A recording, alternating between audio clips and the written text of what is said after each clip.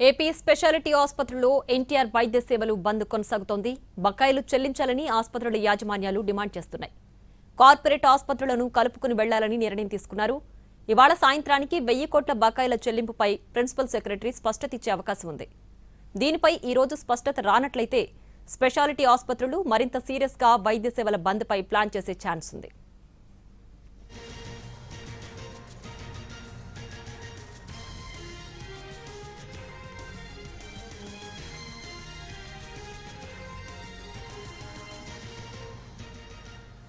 AP speciality ఆసుపత్రుల్లో ఎన్టీఆర్ వైద్య సేవల బంద్ కొనసాగుతోంది.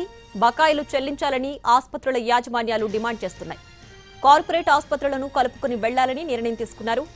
ఇవాళ సాయంత్రానికి 1000 కోట్ల బకాయిల చెల్లింపుపై ప్రిన్సిపల్ సెక్రటరీ స్పష్టత ఇచ్చే అవకాశం ఉంది.